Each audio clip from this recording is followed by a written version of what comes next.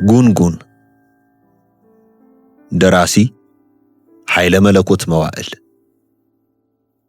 ተራኪ አማኑኤል ታምራትና አድና አበባው ክፍል 12 ጉንጉን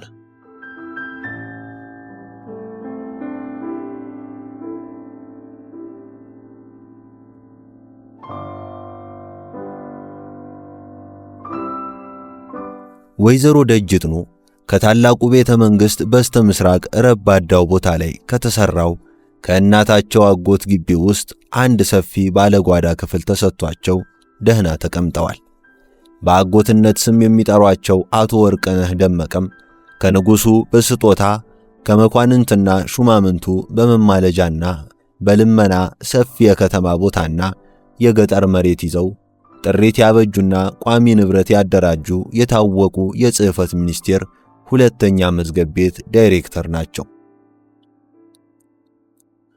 የሽምግልናቸውን ምዕራፍ ከጀመሩ ሰንበትበት ቢሉም ዙሪያውን የቆመላቸው ረዳትና የገንዘብ ወጋግራ ቀጥ አድርጎ ስለደገፋቸው ዕድሜያቸው ተቀንሶና ጠባያቸው ተኳኩሎ ገና ለብዙ ጊዜ የሚያገለግል ተፈላጊ ሹም አድርጓቸዋል። የእሳቸው ደህንነትና ተስፋ በወዳጅና በውለታ ከፋዮች ሲጠበቅና ሲከበር፣ እሳቸውም በበኩላቸው የደጋፊዎቻቸውንና የአይዞህ ባዮቻቸውን ደህንነትና ጥቅም ሥራዬ ብለው ይከታተላሉ። ቢሆንም ላላከኩላቸው አያኩም፣ ላልጋገሩላቸው አያነጉቱም። በዙሪያቸውና ከበላያቸው ያሉት ሰዎች ኑሮ ተዋቅሮ የተጨመጨመው በአማግረኝ ላማግረህ፣ በአካድነኝ ላካድነህ እንካ በእንካ ስልት በመሆኑ ቸልታና ዝንጋታ የኑሮ ማዕድን ያናጋሉ። አፋቸው ለጉርሻ እጃቸው ለእጅ መንሻ የተከፈተና የተዘረጋ በመሆኑ ከዘነጉ መነጠቅ ችላ ካሉ መጨፍለቅ ስላለ የሁሉም የጋራ ምሳሌ የዘነጋ ተወጋ ወይም ፍትፍቱን አይተህ ተጎራረስ ነው። አቶ ወርቅነህ ደመቀ ከተላላኪነት ወደ ተራ ጸሐፊነት ከዚያም ደረጃ በደረጃ ወደ ሁለተኛ መዝገብ ቤት ዳይሬክተርነት የደረሱት በሥራና በአገልግሎት ብቻ ሳይሆን ለአለቆቻቸው በሚያደርጉትና በሚያሳዩት ከፍ ያለ ሽርጉድና የተትረፈረፈ ትሕትና ሲሆን በተጨማሪም በልዩ ልዩ አጋጣሚዎች እንደ ጠቃሚያቸው ሰው ፍላጎትና ሁኔታ ለተለያዩ አለቆቻቸው በሚያቀርቡት ገጸ በረከትና ይሄ ምስጢር ነው በማለት በሚያደርሱት ወሬ ጭምር ነበር። በዚህም ምክንያት ከአያሌ ዓመታት ጀምሮ ጠባያቸውን አሳምረው የሚያውቁ የቅርብ የሥራ ባልደረቦቻቸው ወርቅነህ መዘውር በማለት ቅጥያ ወጡላቸው። ሕይወታቸው በተላላኪነት ሥራ ወዲያ ወዲህ ካለችበት ጊዜ ጀምሮ በሰሩበት ቦታ ሁሉ አንዱ በአንዱ ላይ ተንጠላጥሎና ተሻግሮ ተጎትቶና ስቦ እንደሚኖር በማየታቸው ቋሚ ጠባያቸውን አውቆ እምነትና ጽናታቸውን ገምግሞ ለመተንበይ የሚያዳግት ባህሪ ያላቸው ካለ ነገራቸው ግን ተናግረው ሰው አያስቀይሙ። ልባቸው ከፈቀደና እጃቸው ከተዘረጋ ለጋስና ቁም ነገረኛ ሲሆኑ፣ ቂም ይዘው በክፉ ዓይናቸው ካዩ ደግሞ የጥቃት ጦራቸውን አድፍጠው ይወረውራሉ።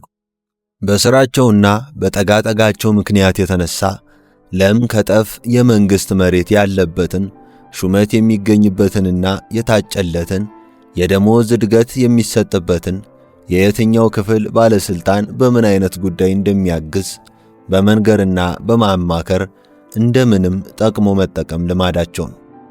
ወይዘሮ ደጅጥኑ አዲስ አበባ በገቡ ሰሞን አይዞሽ የምትፈልጊውን ነገር ንገሪ፣ ከሰው አንሶ መታየት አልወድም በማለት አኩራሯቸው። ቀድሞውንም ዝናና አይዞሽ ባይ ወዳድ የነበሩት ሴትዮ ምኞታቸው ተሳክቶ በቀኛዝማችም ሆነ በሌሎች ወሬ ቃራሚዎች ፊት የሚያስከብሩና እኔ አለሁ የሚሉ ዘመድ በማግኘታቸው ልባቸው በኩራትና በተስፋ ተለጠጠ። ላቀችም ገና ከማጀቴ ሳይነሱ እንደተነገራት አቶ ወርቅነህ ደመቀ ቤት ተልካ በገባች ቁጥር ካፏ ቆጠብ፣ ካቀማመጧ ሰብሰብ፣ ካንገቷ ሰበር ማለትንና የሚበላም ይሁን የሚጠጣ ሲሰጣት ከአንገት በላይ መግደርደርን ስራዬ ብላ ተያያዘችው። ካደገችበት የገጠር ልማድ በባሰ ሁኔታ እንዲህ እያደረግሽ ነው መናገር፣ እንዲህ እያደረግሽ ነው መስራት እየተባለች በተደጋጋሚ በመነገሯ እሺ እንጂ እምቢ የሚል ቃል ከአንደበቷ የጠፋ መሰለ። የኮተቷ አይነትም በዛባት። የምታየው ዕቃ ሁሉ ሲነኩት የሚሰበር፣ ሰው ሁሉ ቅን የማይናገር እየመሰላት ዕቃውን ሁሉ የምታነሳው በጥንቃቄ፣ ሰውን ሁሉ የምታናግረው በፍርሃት ሆነ። በጣም ያስደነቃት ዕቃ ግን ግድግዳው ላይ ረጅም ጥቁር የገመድ ጅራቱን ሸጉጦ ክብ ጠረጴዛ ላይ ማዕዘኑን ጥግ የተቀመጠው አነስተኛ ሳጥን መሰል ነገር ነበር። ጠዋት ጠዋት ቡና ሲጠጣና ከምሳ በኋላ የአቶ ወርቅነህ ልጅ ነካ ስታደርገው እንደ ሰው ያወራራና በመሃሉ ደግሞ ዘፈኑን ያስነካዋል። ማታም እንዲሁ ወይዘሮ ደጅጥኑ ወጣ ሲሉላት ያንን ለፍላፊና ዘፋኝ ሳጥን ከወደ ቂጧ ሸሸት፣ ከወደ ደረትና ራሷ ወደፊት ሰገግ ብላ ትመለከትና እመኑ ጋር የሆኑ ሰዎቹ ትላለች። አንድ ቀን ከወይዘሮ ደጅጥኑ ጋር ብቻቸውን ሲያወራሩ እቴዋ ይሄ ነገርየው ምንድነው ለዋለሁ እያልኩ አለች እያፈረች።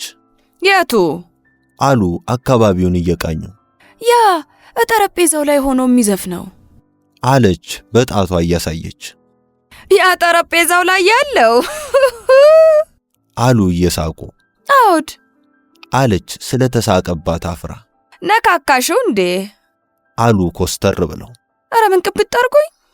አዎ የማታዩን ነገር አትነካኪ፣ ራዲዮ ነው። እቴዋ አፈርሶና ተሳኡብኝና የሚናገሩትና የሚዘፍኑት እምኑ ጋር ሆነው ነው? ፈረንጅማ አይጠባው ምን አለት እኔ ሴት አውቄው ብለሽ ብለው ስለመለሱላት እሳቸውም እንደሷ ባለማወቃቸው ረክ ለካ የኔው ቢጤው ናቸውና ብላ በልቧ ተደሰተች። ወይዘሮ ደጅጥኑ ብዙ ጊዜ የተመኙትን ወርዳምና ቁመታም የቁም ሳጥን መስታወት በማግኘታቸው ጀርባቸውን ወደ መስታወቱ አዙረው የአካላቸውን ቅርጽና አቀማመጥ አንገታቸውን እስኪያማቸው ተጠምዘው በተደጋጋሚ ያዩታል። የተለያዩ የገጠር ቅድ ቀሚሶቻቸውን በመቀያየርም በየትኛው ወፍራም በየትኛው ደግሞ ልከኛ መስለው እንደሚታዩ ለማወቅ አስሬ እያወለቁና እያጠለቁ ይመለከታሉ። ከአቶ ወርቅነህ ሚስት ጋር ወደ ቤተ ክርስቲያን በሄዱባቸው ቀናትም በአለባበስና በአረማመድ እንዲሁም ከወደ ቂጥና ዳሌያቸው ከሳቸው የሚበልጡና የተኩነሰነሱ አጣጣልና እርግፍጋፊውን የሚያሳምሩት አያሌ ሴቶች በማየታቸው በተበለጥኩ ስሜት ቀኑ። ሆሆይ ለካ በየአገሩና በየቤቱ ስንት መልካም አለ እናንተ ሆየ እስከ ማለት ደረሱ። ቀኛዝማች እንደሚወዷቸው ቢያውቁም የእንዲህ አይነቶቹን ሴቶች ቁመና በተደጋጋሚ ሲያዩ ልባቸው ይሸፍት ይሆናል በማለት ጠረጠሩ። ላቀች ሴትየዋ ወጣ ባሉላት ቁጥር መስታወቱ ፊት ትተካለች። ቀጠን ለዘግ ያለው ቁመቷና አቀማመጠ መልካሙ የአካላቷ ቅርጽ ደስ ስለሚላት ቤቱ መስታወት ብቻ ቢሆን ምኞቷ ነበር።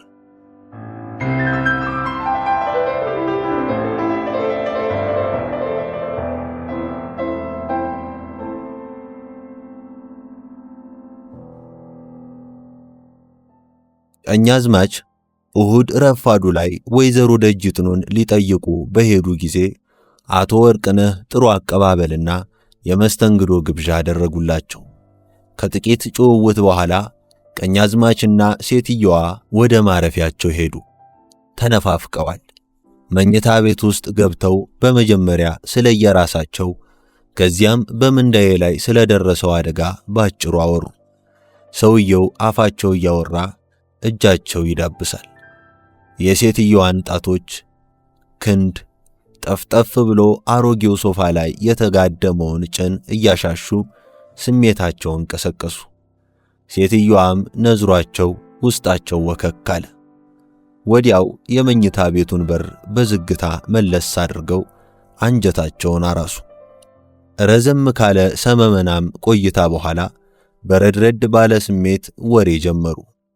እንደው ያጨካከነው ነገር አሉ ሴትየዋ። ምን አጠፋው? ያጠፋውት ነገር አለ እንዴ? አሉ ውስጡን እየዳበሱ። መሄጃዋ ደርሷልና እንዴት ሆነ አይሆን ብለው ብቅ አለ ማለቱ። የሞላለት ሰው ደስ ማለቱ እናንተ ሆዬ። አዲስ አበባ ስመጣ እኮ የገጠር ንብረቴን በታትኛ አይደለም አደራ ብዬ ነው። ምንደየስ በማን ሰበብ የቆሰለ መሰለሽ? አንቺው ጋር ተልኮ ሲመጣ እኮ ነበር። ቢሞትስ ኖሮ ምንድነው የሰው ውለታ ማጥፋት?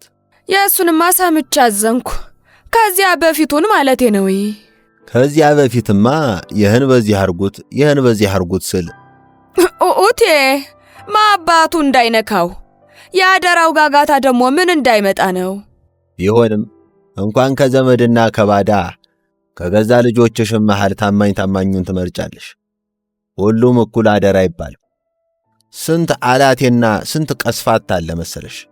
እኔን እስከማን እኩል ታሙኛለሁ? አሉ እየሳቁ። እንዴት ከማን እኩል?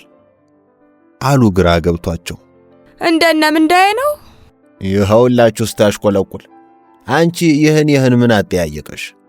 ይገርማል እኮ ብርንዶ ይዞ ሳምባ ቅል ወጣ አሉ መምር የተክለ ጊዮርጊስ።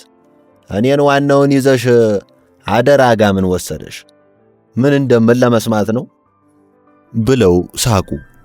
ሴትየዋ ለአንድ ቀን ዝናና ጉራ ያህል እንኳ እንዲያድሩላቸው ቢፈልጉም ወንድየው ከባለቤታቸው ጋር አዲስ ንዝንዝ ላለመጀመር ስሜታቸውን ኮርኩመውና ነገር ፈርተው ወደ ቤታቸው ሄዱ።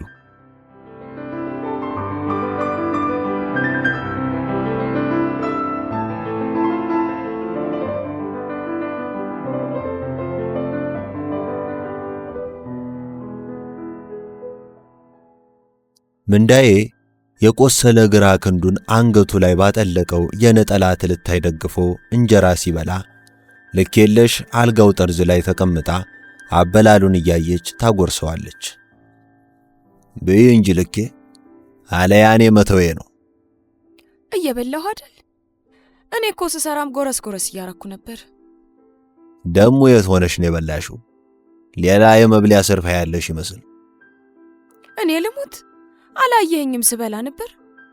አንተ በሽታን ስታዳምጥ ብላ ልከኛ ጉርሻ ጠቅልላ እጇን ወደ ምንዳዬ ዘረጋች። ወጋ ላይ ሙት በቃኝ ጠግቤያለሁ ብሎ ወደ ጎን ዞረ።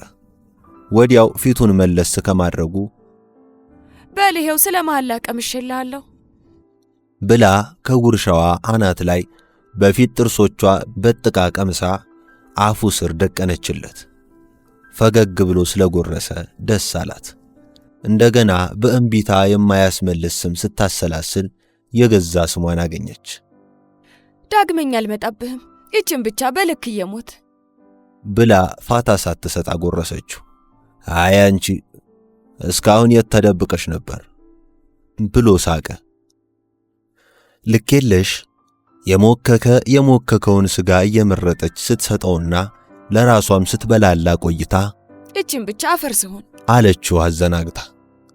አሁንስ አበዛሽው ብሎ ካንገት በላይ ሲቆጣ እኔ በውሃ በቅላለሁ እንዴ ስላለችው እየሳቀ ጎረሰላት። እሱም ብድሩን መለሰ። ማዕዱ ሊነሳ ሲል ለኬ አለ አንድ ሰው ከውጪ። አቤት አለች ወደ በሩ እያየች። ደህና ዋላችሁ ወይ? እንዴው ዋላችሁ ብሎ ገባና በርተታዋል ኮይ ምንዳ አንቺስ በጎ አልሽ ወይ አለ ወደ ውስጥ እየዘለቀ። ደህና ነን አንተስ ደህና ውለሃል ቸርነት አለች ለራሷ ይሁን ለምንዳ ያለየለት ጉርሻ ይዛ። ደህና ውለሃል ና ወዲህ ና ጠጋበል አለ ምንዳዬ። አሁን ገና ከሱ ላይ መነሳቴ ነው አለ ወደ መደቡ እየሄደ። አንተ ደግሞ አፈርሰውና አለችው ልኬለሽ እኮና ሲል ምንዳዬ ልኬለሽ ቸርነትን ጎትታ አልጋው አጠገብ ግርንቡዱ ላይ ካስቀመጠችው በኋላ ያቀረበችለትን ምግብ እየበላ ሲያወሩ ምንዳዬ አንድ ነገር ትዝ ብሎት በመጣህ ቁጥር እርስት ታረጋለሁ። ያኔ ጀመርክልኝን እኮ አልጨረስክልኝም ቸሪ። የቱን? ምነው ያኔ ጀመር እንዳረክልኝ ሴትዮዋ ደረስ ሲሉብን የተውከውሳ? ተወው ትዝ አለኝ። ያቺ መናጢ ስትመጣ የተውነውን ወሬ ማለትህ ነው? እሱን ተወውና ሌላ ወሬ አወራሃለሁ። እሱ ተወርቶ በእቶታል አለ ወሬ ለማስቀየር። አንተ ደግሞ ያልኩህን ትተህ ያላልኩህን እየረሳሁት ነው። ሆዴን ነው የበላኝ። ምን ፋይዳ አለው ብለህ ነው?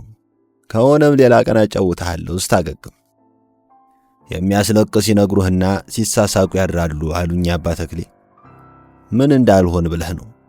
እኔ እንደው ቀን ከጎደለብኝ ቆይቻለሁ። ለምን ትደብቀኛለህ? አይ ቸርነት፣ ለካ አንተም ብሎ ሳይጨርስ ምኑ እንዳይቀርብህ ብዬ ነዋ። ብትሰማ ጠልቼ መሰለህ? ምንም ይሁን ምን ልስማው? ምን እንዳላረግ ብለህ ነው? አይ ቸርነት፣ ቢያማሙኝ አሞሌ ቢሰብሩኝ ብርሌ ነው የሚባለው ብሎ ሐሳቡን ሳይጨርስ ምን አርግ ነው የሚልህ ልጄ? አለች ልኬለሽ ጉልቻ እያስተካከለችና ረመጥ በስንጥር እያስጠጋች። አፋድጦኝ አንድ ወሬ ብልጭ አርጌለት ነበር። ይኸው ካልነገርከኝ ብሎ ይጨቀጭቀኛል አለ እንድታግዘው ፈልጎ። ነገሩ ገባት። ቸርነት የተጨነቀበትን ወሬ ከነጭምርማሪ ያሉባልታው በአረጋሽ በኩል አንድ ባንድ ሰምተዋለች። የተወራውንና ተደረገ የተባለውን ሁሉ ቢሰማ ክፉኛ እንደሚናደድና በበሽታው ላይ ተጨማሪ በሽታ እንደሚሆንበት ስለታወቃት የሰማችውን ሁሉ ውጣና ታግሳ የእሱ አተራረፍ ደግሞ ምኑ ይነሳል? እስከዚያው ማውራትም ማያሻ። አንድ ነገር ቢሆንብኝ ምን አባቴ ይውጠኛል? ነገንም ነው ማየት ብላ ከነቁጭቷ ዝም ብላ ነበር። ቸርነት እጁን አፋትጎ ከገበታው እግር ላይ ሲጠራርግ ማዕዱን አንስታ አስታጠበችው። አሁን ልቤን ባታወልቀው ምን ቸገረ? አንተስ ነግረህኝ ብትገላገል ምን አለበት? ደሞ ላገልግል ይህን ያክል ብሎ ጋደም አለ። ልኬለሽ ልቧ ተሸበረ። አይሄ ነገር መጣ አለ ቸርነት በልቡ።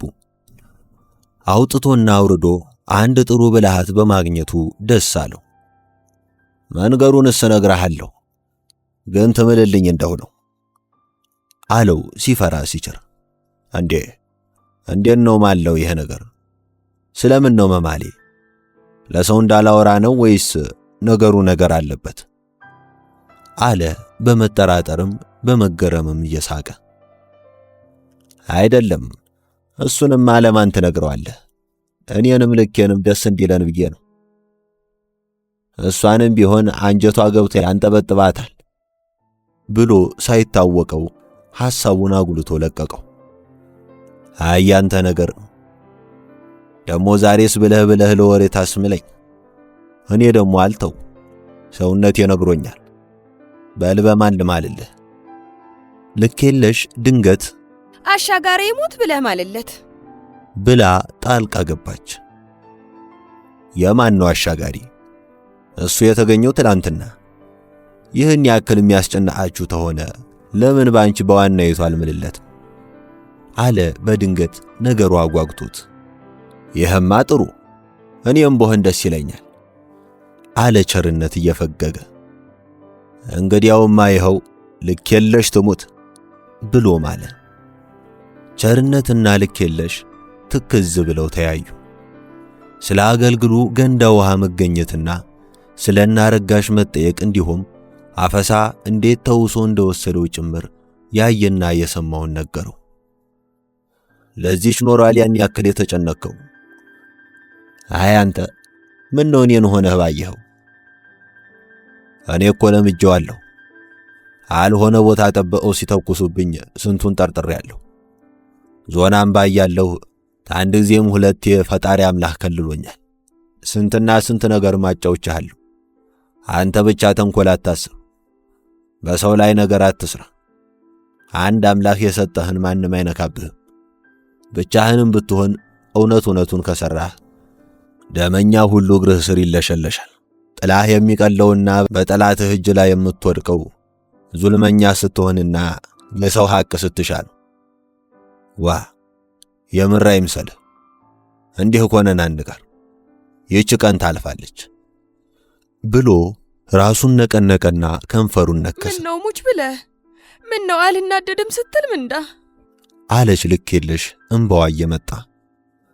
አልተናደድኩም ልኬ፣ ሞኘለቱን ብልህ ያመቱን ነው። ብናደድስ ምን እንዳላመጣ። ሰው አገር ተቀምጬ የሰው መሬት እያረስኩ ብቆጣና ብናደድ ማንን ልጎዳ ነው? ሸዋር ካብሽም ቢሆን አድርጊ ያላሏትን አታርግ።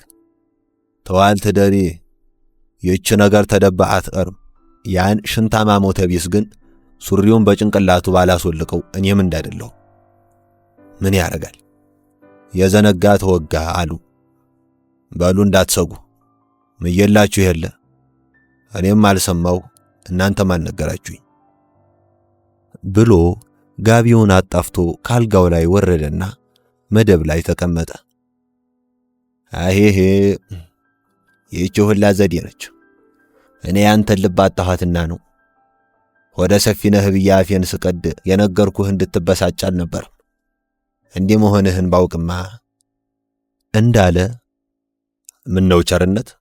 ምን ነው እንዲህ ማለትህ? እኔስ እንደማደበኝ መች አጣሁት? ቢቆጭህና ቢከነክንህማ ነው የነገርከኝ። አሁንም ቢሆን አልተበሳጨው። ቸርነት ሙት አልተናደድኩም አለው። ፊቱ ግን እንደቀጨመ ነበር።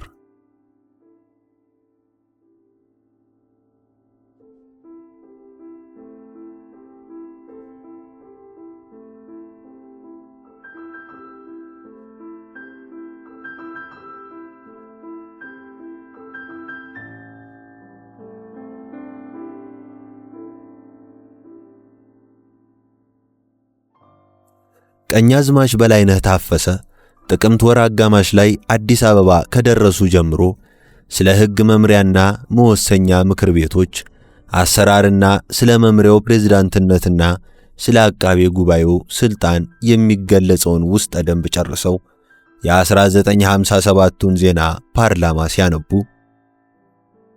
የተሻሻለውን ሕገ መንግሥት ካወጅንበት ከ1947 ዓመተ ምህረት ጀምሮ ዛሬ 8ኛውን የፓርላማችንን ዓመታዊ ስብሰባ መክፈታችን ነው በማለት ጀምሮ ዘላቂ የመሻሻል እርምጃ ሊገኝ የሚቻለው ጥልቅና ቋሚ የሆነ መሰረት ሲኖረው ብቻ መሆኑን ማስጠንቀቅ ይገባል። እንደዚህ ያለውን ቋሚና ጥልቅ መሰረት የአገሪቱን ኢኮኖሚ የሚያዳብርና የሚያጠናክር ለሕዝቡም የተሻሻለ መልካም ኑሮ የሚያስገኝለት የተስፋፋ ፕሮግራም ሲኖረውና በየዕለቱም የሚያጋጥመንን ችግር መሰናክል ለማስወገድ የሚያስችለን ዘመናዊ የሳይንስና የቴክኖሎጂ ዕውቀት እንዲሰራበትና የሕዝባችን የኑሮ ሁኔታ እንዲሻሻል ለማድረግ ሲሆን ነው የሚለውን ሐተታ ሲያነቡ የሐሳቡ ይዘት ግራ ገባቸው። ቢሆንም ቀጠሉ። እናንተ የፓርላማ አባሎችና እያንዳንዱም ኢትዮጵያዊ ሁሉ ማናቸውንም ጉዳይ ብሩህና አስተዋይ በሆነ አእምሮ ለመመልከትና ለመመርመር የራሳቸውንም ሆነ የጓደኞቻችሁን ተግባር በማሻሻል ፍላጎት እንጂ በጥፋት መንፈስ ለመተቸትና ለመንቀፋት ሞክሩ ከሚለው በታች አያሌ አንቀጾች አንብበው በመሬት ይዞታ መሻሻል ረገድ የሚደረገው ጥናት የሚለውን አንቀጽ ሲጀምሩ አይናቸው ፈጠጥ ሁለመናቸው ነቃ ማለት ጀመረ። በልማድ የቆየውን አሰራር በመለወጥ የተሻሻለ ውጤት የሚገኝበትን ዘመናዊ ዘዴ ለመመስረት በመሆኑ የጥናቱ ሥራ እጅግ ከባድና መሰረት ያለውም መሆኑ ግልጥ ነው። ለዚህም ተግባር አደራ የተጣለባቸው የመንግስታችን ሰራተኞች ያለማቋረጥ በመስራት ስራቸውን በሁለት ደረጃ ከፍለው በመጀመሪያ ደረጃ እንዲፈጸም ካቀረቡት ውስጥ የርስተ ጉልት ግብር አከፋፈል ማሻሻያ አዋጅ ቀርቦላችሁ መከራችሁበታል። በፍትሐ ብሔር ለወጣው የሰብል አከፋፈል ሕግ ማሻሻያ የሆነው የጭሰኛና የባለመሬት ግንኙነትና የሰብል ክፍያ ሕግ እንድትመክሩበት ቀርቦላችሁ እናንተው ዘንድ ይገኛል። በሚቀጥለው ደረጃ የሚወሰደው እርምጃ ጥናቱ ተጠናቆ ወደፊት ይቀርብላችኋል። ባለ ርስት የሚገብረው ለማን ነው? ለራሱ፣ ለባለቤቱ፣ ለልጁ፣ ለሀገሩ ነው።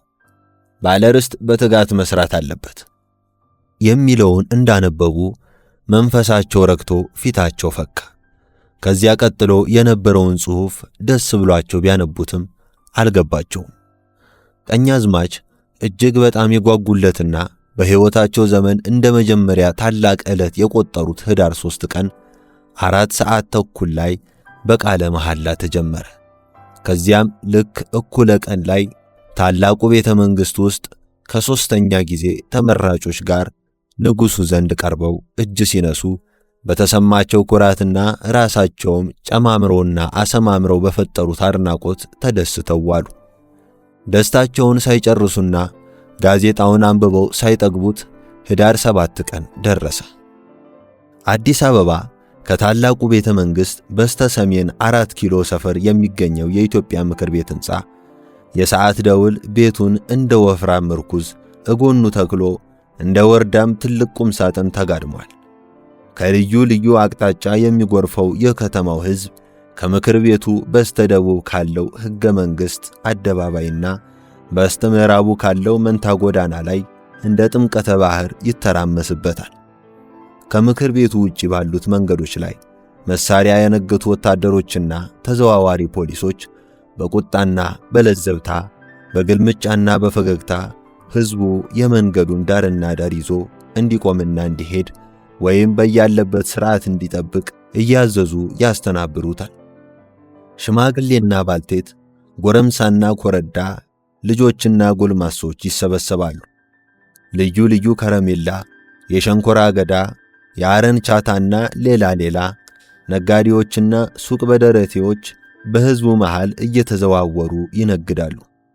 አንዳንድ ሰዎች በዳንቴል ክርና በባለ አበባ ጨርቅ የተሸፈኑ ትራንዚስተር ሬዲዮኖች አንግተውና አንጠልጥለው የዕለቱን የፓርላማ መክፈቻ ንግግር ከማጉሊያና ከሬዲዮናቸው ለማዳመጥ ቀዳሚ ሀተታውን ይከታተላሉ።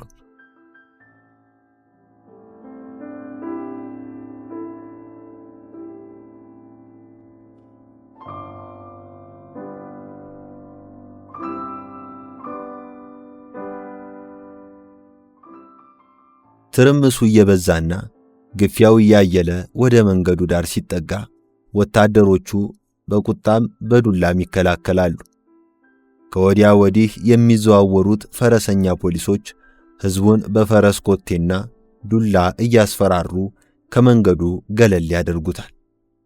ከምክር ቤቱ ሕንፃ ዋና ደቡባዊ በር አናት ላይ ሰማዕቱ ቅዱስ ጊዮርጊስና ከግራ ቀኙ ደግሞ ዘውድ ጭነው አንዱ በግራ ሌላው በቀኝ በአንዳንድ የፊት እግራቸው የኢትዮጵያን ሰንደቅ ዓላማ የያዙ አናብስት ስዕል አለ።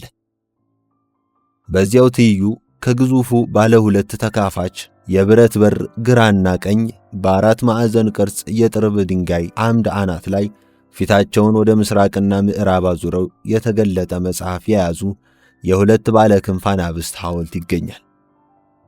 ከግርጌያቸው በጠባብ መቆሚያ ውስጥ ቁመተ መለሎና አቋቋመ መልካም ትጥቀ ሽንቅጥ ቆፍጣና ወታደሮች ይቆማሉ። ኅዳር 7 ቀን 1958 ዓመተ ምህረት 4 ሰዓት ተኩል ላይ የኢትዮጵያ ንጉሠ ነገሥት መንግሥት የሕግ መምሪያ ምክር ቤት የሦስተኛ ጊዜ ተመራጭ እንደራሴዎች የሥራ ጊዜ መጀመሪያና ንጉሡ ሁለቱን ምክር ቤቶች በዙፋን ንግግር የሚከፍቱበት ዕለት በመሆኑ ከንጉሡ የኃላፊነት ሥልጣን የተሰጣቸውና ከፍተኛ የመተዳደሪያ ንብረት ያላቸው ሐረግ መዘውና የአጥንት ስንጣሪ ፈልገው የተሰባሰቡ የኃይል አደራ የተቀበሉ ሁሉ በምድረ ግቢው ውስጥ በማዕረግና በሥልጣን ተዋረዳቸው መሠረት በውስጣዊ የቅናት መንፈስና ፉክክር ሸብረብ ይላሉ።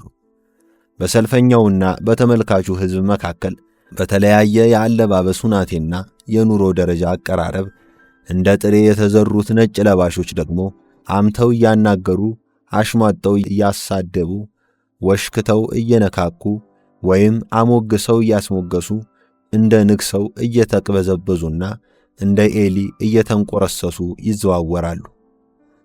የፓርላማው የደርብ ሰዓት ደውል 4:30 ላይ እንደደወለ አካባቢው በእልልታና በጭብጨባ አስተጋባ።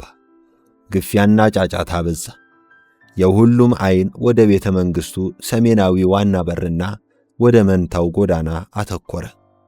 በግዙፍ ልጥልጥ ፈረሶች ላይ ተቀምጠው አጠር ባለ ሰንደቅ ላይ በቢጫ ዘርፍ የተንቆጠቆጠች ስሉስ ማዕዘን ባንዲራ የያዙ ባለ አንበሳ ጎፈር ቡሽ ባርኔጣ የደፉ ግራ ቀኝ ትከሻቸው ላይ ጎፈር ያንዘረፈፉ ወፍራም ቢጫ ቋድ በደረትና በትከሻቸው በኩል አልፎ ጎናቸው ላይ አናተ ድብልብል ባለ ዘርፍ ክሮች ያንጀረገጉ የክብር ዘበኛ ፈረሰኞች አረንጓዴ ሽንጣም ውብ አውቶሞቢል አጅበው በፓርላማው ደቡባዊ በር በኩል እንደደረሱ በከፍተኛ ወታደራዊ ስነ ስርዓት የተሰለፉት ወታደሮች ረጅም የብረት ሰላምታ አቀረቡ። ንጉሡን ተከትለው እንዲገቡ የተፈቀደላቸው መሳፍንትና መኳንንት፣ ባለስልጣኖችና ሹሞች በአስተናባሪያቸው ቦታቸውን ያዙ። ሁሉም ነገር የሚሽቆጠቆጥና የሚንሸቀሸቅ መሰለ። ሕገ መንግሥት አደባባይ ከተሰበሰበው ሕዝብ መሃል ፍቅርና ጥላቻ፣ ቂም በቀልና ውለታ፣ ድጋፍና ጥርስ ነከሳ፣ እርግማንና ምርቃት፣ ብስልና ጥሬ ሐሳብ ጎን ለጎን ሲቆሙ አንዳንዱ በግልጽ ሌላው በስውር ውዴታና ጥላቻውን ይገልጻሉ። አጭር ቀጭን ፊትና አፍንጫ ሰልካካው ንጉሥ እጅግ ዘመናዊ የሆነ የሲቪል ልብስ እንደለበሱ ከአውቶሞቢል ሲወርዱ የአካባቢው ሕዝብ በጭብጨባና በውካታ ድምፅ ተቀበላቸው። ንጉሡ ፈጠን ባለ አረማመድ በመሳፍንትና መኳንንቱ በታላላቅ የጦር አለቆችና ባለስልጣኖች ታጅበው ወደ ምክር ቤቱ ሲገቡ በተለይ አንዳንዱ ለንጉሡ ያለውን ታማኝነትና ክብር መላ አካልና ሐሳቡን ለእሳቸውና ለዙፋናቸው ደህንነትና ልዕልና የሰጠ መሆኑ እንዲታይና እንዲታወቅለት ይሯሯጣል። ጉባኤው አዳራሽ እንደደረሱ የሁለቱም ምክር ቤት አባላት ከፍ ባለ አስገራሚ ጭብጨባና የደስታ ስሜት ቆመው ተቀበሏቸው።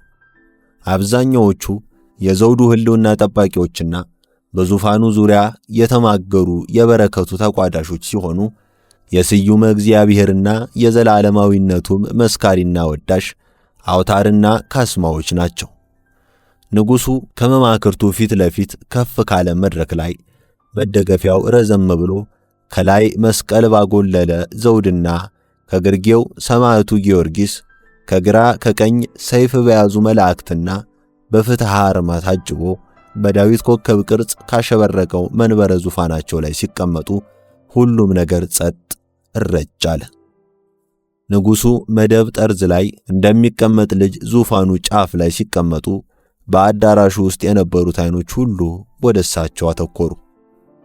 ቀኛዝማች በላይነህ ታፈሰ ከአድናቆታዊ ደስታ የተነሳ መላቅጡ ጠፋቸው።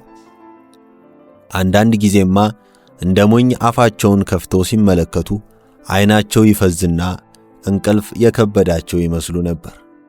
የንጉሡን የመጀመሪያ ቃል እንደሰሙም ወደ አንድ አዲስ ኑሮና አካባቢ እንደገቡ ታወቃቸው። የምክር ቤቱ መክፈቻ ንግግር ከአንድ አንቀጽ ወደ ሌላ አንቀጽ በተሸጋገረ ቁጥር ከቀኛዝማች አስተሳሰብና ኑሮ ጋር ባለመገናኘቱ ይሄ ምን ማለት ይሆን እያሉ አንድ ቃል ወይም ሐሳብ ይዘው ሲያሰላስሉ ሌላው ያመልጣቸዋል። በአዳዲስ ሐሳብና ፍቺው በማይገባ የቃላት ባህር ተዘፈቁ። ተገላገሉ ሲላቸው የግል ሐሳባቸውን ይዘው በእግረ ህሊና ሳራምባ ገቡ። የአገሬ ሰዎች ለዚህ ታላቅ ክብር መብቃቴንና ከመላ ኢትዮጵያ ተመርጠው ከመጡ የምክር ቤት አባላት ጋር ተቀምጬ የዙፋን ንግግር ስሰማ ቢያዩኝ እንዴት ጥሩ ነበር በማለት ብዙ ሰዎች ትዝ አሏቸው። ወይዘሮ እልፊ ከንዱን ሲያስታውሱ ደግሞ ይሄንማ ብታይ ተገርማማ አታባራ እምር ዓለም ያለውም አይመስላት ይህችን አይታ ሳራምባ ብትገባ ጃንሆይ ዘውድ ጭነውለት አየው ማለቱ አይቀርም ነበር በማለት ኩራት ተሰማቸው። ሐሳባቸው ከሳራምባ መለስ ሲል ንጉሡ ስለ ወቅቱ የሀገሪቱ የኢኮኖሚ ችግርና ትግል፣ የተፈጥሮ ሕግና የሥራ ግዴታ፣ የህብረት ሥራ ድርጅቶችና የኢትዮጵያ እንግዶች ጉዳይ አንብበው ሮዴሺያ ጉዳይ ላይ ደርሰው ስለነበር ቀኛዝማች ከማያውቁት የፖለቲካ ጉዳይ ውስጥ ድንገት በመደንቀራቸው ስማ በለው የሚያሻው ሰው መስለው ተጎለቱ። ደግነቱ የዕለቱ ፓርላማ መክፈቻ ንባብ በአጭር የምክር ቃላት በመጠቃለሉ እንዲህ ያለውን ቀላሉን ቢናገሩ ምን ነበረበት አሉ በልባቸው፣ ያውም እየፈሩ። እያንዳንዱ የምክር ቤት አባል በስሜቱ ንረት መጠን እየተቁነጠነጠ ጭብጨባውን አቀለጠው። አንዳንድ አባላት ግን የተደረገውን ንግግር ምንም አይነት መሻሻል እኮ የለም፣ ሀገር በዙፋን ዲስኩርና በተቀናበረ የቃላት ክምራት ቀና፣ የትግል ጊዜ፣ የተፈጥሮ ሕግና የሥራ ግዴታ እያሉ ቢወተውቱት ምን ያደርጋል?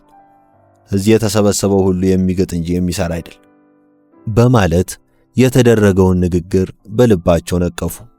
ንጉሡ በአጭር ቁመታቸውና በጠርጣሪ አመለካከታቸው እየተቆነኑ ወደ ምክር ቤቱ የውጪ ደቡባዊ ሰገነት ሲያመሩ ማጀብ የሚገባቸው ብቻ በዝግታ ተከትለው ሄዱ።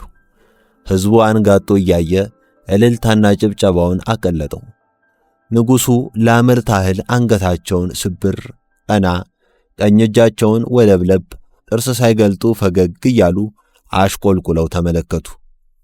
ቀኛዝማች በላይነህ ታፈሰ የንጉሡን ችሎታ እያደነቁና የገባቸውን ሐሳብ ብቻ እያሰላሰሉ መንፈሳቸው በደስታ ተንበሸበሸ። ከቀኑ 7 ሰዓት ላይ ታላቁ ቤተ መንግሥት በተደረገው የምሳ ግብዣ ላይ ሲቪል ጠቆር ያለ በሚለው የአለባበስ ደንብ መሠረት የታዘዘውን ለብሰው በቦታው ላይ ሲገኙ የተሰማቸውን እርካታ ያው የአንቃሩ ውቢት ሚካኤል ይገልጽላቸው እንደሆነ እንጂ ሌላውንማ ችሎታ አለው ብለው አይገምቱም።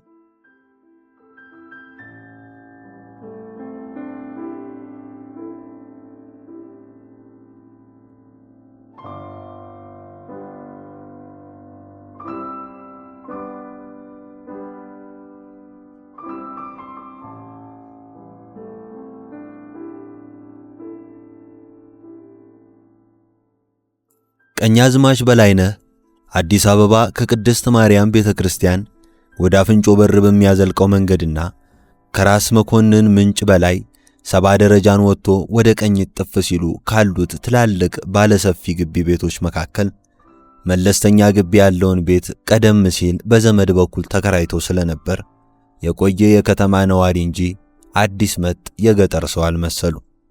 ግቢው በልዩ ልዩ አትክልትና ቁመተ ኩንትሽ አናተ ክርከም ዛፎች የተዋበ ነው። ጥቁርና ቀይ ኮረት የፈሰሰበት 2 እና 3 እርምጃ ወርድ ያላቸው መንገዶች ሲኖሩት ረዘም ባለ የግንብ አጥር ታጥሮ በድምድማቱ ዙሪያ አልፎ አልፎ ሹል ብረቶች ተተክለው እሾሃም ሽቦ ተዘርግቷል። ከትልቁ ባለ 2 ተካፋች የብረት በር አጠገብ ከልግ እንጨት የተሰራች አነስተኛ የዘበኛ ቤት አለች። ዋናው ቤት ሰፊ ሳሎንና 3 የመኝታ እንዲሁም የገላ መታጠቢያ፣ የዕቃና የወጥ ቤት ክፍሎች ያሉት ሲሆን የበስተጀርባዎቹ 4 መደዳ ክፍሎች ደግሞ የሰራተኞች ማደሪያና የኮተት ማጎሪያ ናቸው። ወይዘሮ እልፊ ከንዱ መጀመሪያ የገቡ ዕለት ማታ ካለመደው በረት ገብቶ ግር እንደሚለው እንግዳ ከብት ልባቸው ፈርቶ ቀለባቸው በርግጎ ነበር። ዕቃውም ቤቱም ነፍስ ያለው መሰላቸው። እንዳደጉበት እልፍኝና አዳራሽ እንደ ልብ መለስ ቀለስ የሚሉበት ሳይሆን በጣም እየተጠነቀቁ የሚገቡበት ቤት መሰላቸው። ከጥቂት ዓመታት በፊት ለዘመድ ለቅሶ መጥተው የሰነበቱበትን ቤት ከዚህኛው ጋር በሐሳብ ሲያነጻጽሩት አረ ወዴትና ወዴት ተገናኝቶ አሉ። በመጨረሻማ አረ ወዲያና ወዴት ተገናኝቶ እንዲህ ያለውን ቤት ማችሎ ይሰራዋል? ቀድሞስ ምን ያህል ብር ይጠቅመዋል? ሁለመናው ያጥበረብራል። ምናልባት ንጉሡ ማረፊያ ይሁንህ ብለው ሰጥተዋቸው ይሆናል። እንዲህ ያለውን ቤት ማያ እምሳል በማለት ተገርመዋል። ከቁመቷ አጠር ከመልኳ ቀላ ብላ ከወደ ቂጧ ደልደል ያለችውን ልጅ እግር ሰራተኛ ገና የእጁ ውሃ ይዛ ስትገባ ትኩር ብለው አዩአት። ቀኛዝማችን ካሸፍተው ከወይዘሮ ደጅ ጥኑ ቂጥ ወዲህ የቡና ሙቀጫ የምታክለው ቂጥ ሁሉ ታናድዳቸዋለች። በሰበቡ ወይዘሮ ደጅ ጥኑ ትዝ ይሏቸውና የታ አባቷንስና አዳሜ ስርስሩን ተዋሁና አንቺ ቅደሚ እኔ እከተላለሁ ተባብላ መምጣቷን ያላወቅኩ መስሏታል። ይሄን እሷ አንዱ ስርቻ ተወሽ አይሆናል። ይሄን የመሰለ ክብርት ማን አባቷ ይሰጣታል? እሷ እንደ ነዳይ ከገራገር ውጪ እኔ እንደ ቀዳሽ ወደ መሃል ሆንኳታ። አንተ ጊዮርጊስ አሁን ያንተ ገለታ ምንድነው? በማለት ኩራት እየተሰማቸው አመስግነዋል። ቀኛዝማች ከቤተ መንግሥት ግብዣ እንደተመለሱ ቀንቶህ አልኩ ሆይ አሉ ሴትየዋ። አዎ እንዴት ያለ ማለፊያ ቀን መሰለሽ አሉ ኩራትን በሚያጎላ ወፍራም ድምፅ። እንደው አሁን ተምር እሳቸው ዘንድ አቀርበው ባይነው አያቸው? እንዴታ? እስቲ ሙች በለኝ። ምን መሆኗ ነው? ገጥ ለገጥ አልኩሽ። ምን ነው እንዲህ እንደማንቻውም ሰው አይታዩም ሲባል? አረ በፈጠረሽ አምላክ በይ ደግሞ እንዲህ ብለሽ ሰው ፊት አውሪና እነዚህ ባላገሮች ምን ቅብጥ አረገኝ ሆ ብለው ራሳቸውን ነቀነቁና እመኔ ለሞኝነት አየሁብኝ። በአይን አይታዩም። ትኩር ብለው ሲያያቸው ግርማቸው ያስፈራል ሲሉ ሰምቼ ነው። እኔ ተስታ ሁሉስ ምን ዶለኝ አሉ። ምን ነው ባልጠየቅኩ በማለት እኮ በይ በቃሽ ሲሉ ሰማሁ ተብሎ እንዲህ ያለው ነገር አይጠየቅም። ቂል ናቸው ወይ ያሰኛል። አሁንስ ብቻችንን ነን። የማታውቂውን ጉዳይ ሰው ፊት እንዳትጠይቂ ለብቻችን ስንሆን። አረንሽ ሰዎች አንቱስ ብትሆኑ ግርማ ሞገሳቸው እንደ ታቦት ይከብዳል፣ ደፍሮ የሚያያቸው የለም ስትሉ አልነበረም ወይ? አሉ በትዝብታዊ ስላቅ። እንደ ሰው ይታያሉ ወይ ማለትሽን ጠለሁት። ሌላውንማ ልክ ነሽ። እንዲሁ ሲታዩማ ላይንም አይሞሉ፣ ባጠገብሽ ሲያልፉ ያርገደግዱሻል። አንዴ ደፍረሽ ካየሻቸው ደግሞ አይንሽን ንቀይ አይልሽም አሉ ሳቅ ሳቅ እያሉ። አሁን መቼም ጨዋታ ነው ያዝነው። እንዲያው ለመሆኑ ማንን ያህላሉ? አሉ ዘና ባለ አንደበት። እከደከ ማንን ያህላሉ ልበልሽ? አጭር ቀጭን ብስል ቀይ ናቸው። ከአሽከሮቻቸው ጋር ሲተያዩአቸውማ ካፌ ወደቀች ጥሬ ነው የሚያህሉት። ለወደፊትማ እዚህች ቅርቧ ማርያም ሲመጡ ታያቸዋለሽ። ወይ ጉድ! እኔ ደግሞ ጎላ ያሉ ይመስሉኝ ነበር። አረዲያ እህል በልተው የሚያድሩም አይመስሉ። ያው ጦሙና ጠሎቱ ነዋ። ቀዝቃዛ ውስጥ እየገቡ ነው የሚጠልዩት ይባል የለ? እሱንስ እኔም ሲባል ሰምቻለሁ። በዓይኔ አይቻቸዋለሁ የሚል አላገኘሁም። ወይዘሮ እልፊ ከንዱ ቤትና ግቢያቸውን ቀስ በቀስ ለመዱት። በየክፍሉ ያለውን የኤሌክትሪክ ማብሪያ ማጥፊያ የፈሩትን ያህል ደፈሩት።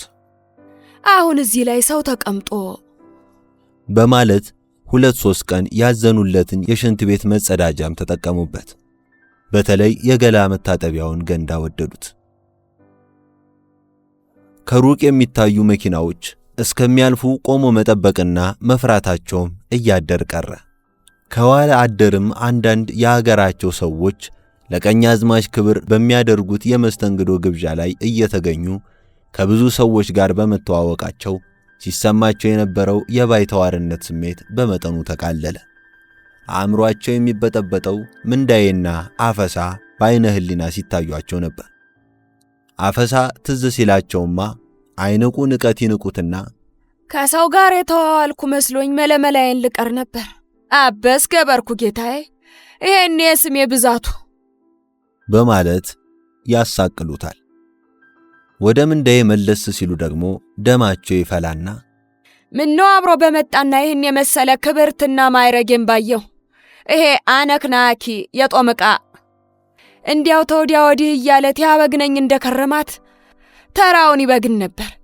ምነው በተፋጁልኝና አንዳቸውን እንኳ በተገላገልኩ በማለት የሚያፋጅ ተንኮል ያልማሉ።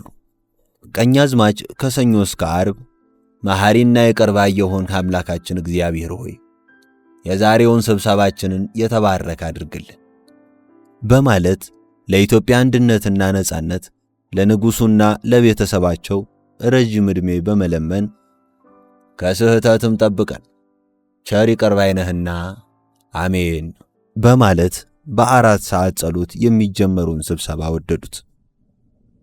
በልዩ ልዩ ስብሰባዎች ወቅት በሚደረጉ ውይይትና ክርክር ላይ ከእንደራሴዎቹ ኑሮና ጥቅም ጋር የሚጻረር ጉዳይ ከቀረበ ሽንጥን ገትሮ መከራከርና መከላከልን፣ ነገር እየጠመዘዙና እየፈተሉ ፈር ማሳትን፣ አንዳችም ቁም ነገር ሳይሰሩ ተነጫጭቶ መበተንን፣ ጠቃሚ ሐሳብ የሚያቀርቡ አማካሪዎችን በሹክሹክታና በውካታ ሰሚ ማሳጣትን፣ በዘፈቀደ ተደርቦ ድምፅ መስጠትንና ድጋፍ መንሳትን እየተገነዘቡ ሄዱ። ቀኛዝማች ምክር ቤት እንዳዩአቸው አንዳንድ ሰዎች አዋቂና የተማረ ሰው ለመምሰል ጥሩ ብር መያዝን፣ በማስታወሻ ላይ አንዳንድ ቃላትን ሐሳብ መጻፍን፣ በተጨማሪም የስብሰባው ጊዜ ሲራዘም በግል ሐሳብ ተይዞ ማንጎላጀትን እየለመዱት ሄዱ። ወደ ወይዘሮ ደጅጥኑ ቤት ጎራ ማለቱም ከአዳራሽ ወደ እልፍኝ የመግባት ያህል ስለቆጠሩት በሁለቱ ሴቶች መሃል እንደ ሸማኔ መወርወሪያ እየተመላለሱ ይንፈላሰሱ ጀመር።